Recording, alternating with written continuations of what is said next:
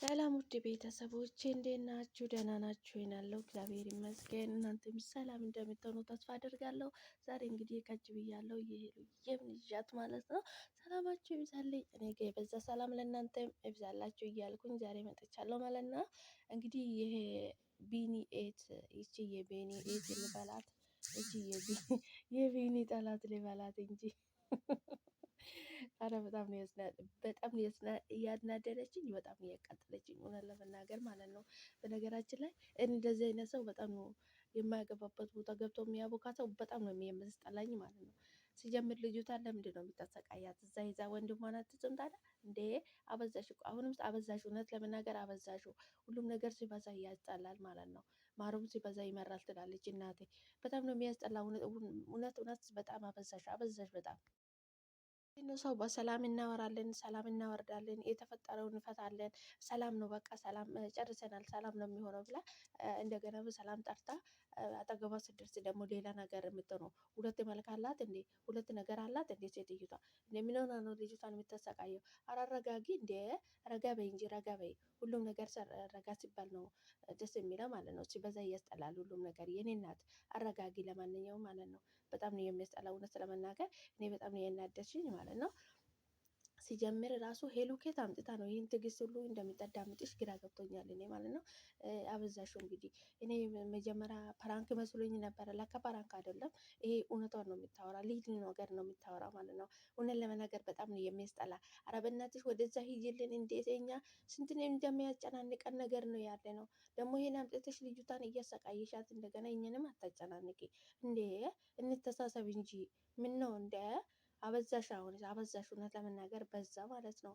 ሲጀምር እኔ እንደዚህ አይነት ንግግር፣ አንቺም ሴት ልጅ እኮ ነሽ። አንቺም ነገ የሆነ ቦይፍሬንድ ብትይዢ የእሷ የሰው ኤድ መታ እንደዚህ ብታረግሽ ደስ ይልሻል? ደስ አይልሽም አይደለ? ስለዚህ ሰው ላይ የራሳችን ላይ እንዲደርስ የማንፈልገው ነገር ለምንድን ነው ሰው ላይ የምናደርገው? ለምንድን ነው ሰው ላይ የምናደርሰው ታዲያ? መተሳሰብ እየጠፋበት ጊዜ ላይ ደረስን እንዴ? ሲጀምር እናትዬ ልጅቷ አማት አሁን ነው ገና እያገገመች ያለችው ማለት ነው። እንደፈለግሽ ባትፈነጪ ጥሩ ነው።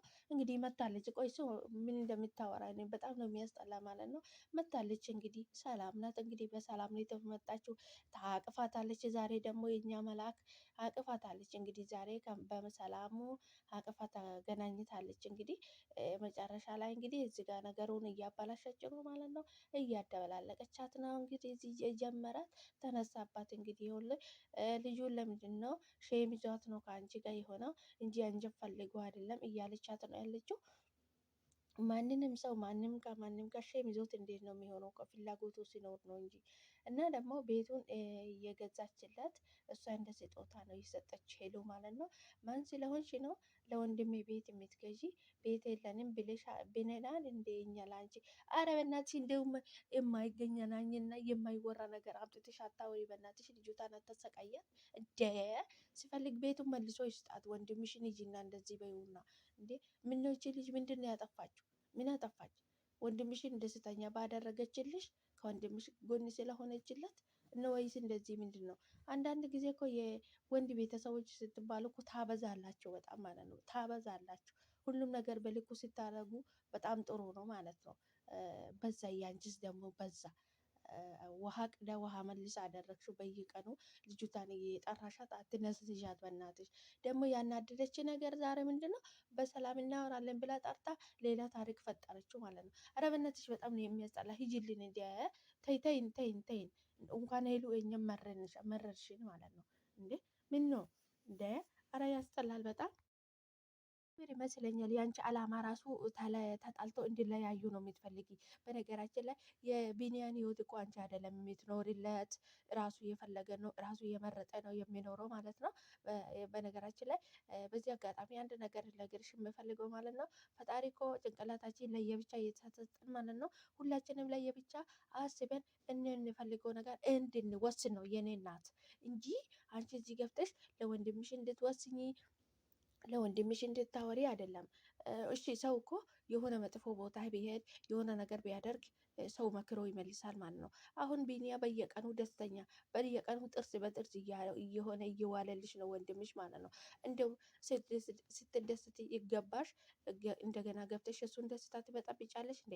ኧረ በእናትሽ ከአንቺ አይጠበቅም። ከየት የማይጠበቀው ነገር ነው እያደረግሽ ያለሽው። ኧረ በእናትሽ ተይ እንደ ተቀየሽ እንጂ ተመለሽ ወደኋላ ባግ ብለሽ ወደኋላ ተመለሽ። እውነት ለመናገር እቺ ልጆች ከተጣሉ ማለት ነው ከአንቺ ራስ አንወርድም ማለት ነው። እንዴ ምን ነው ዘንድሮ ሰው ሲፋቀር እንደዚህ የሚቀኛ በዛ። ኧረ ፈጣሪ ሆይ አውጣኝ አንተ። በጣም ነው የሚያስጠላው እውነት ለመናገር እናትዬ። እዛው አረጋግተሽ ተቀመጪ። ሄሉ በነገራችን ላይ ችላ ዛሬ እንደውም ኃይለ ቃል እየተናገረቻት ነው ማለት ነው።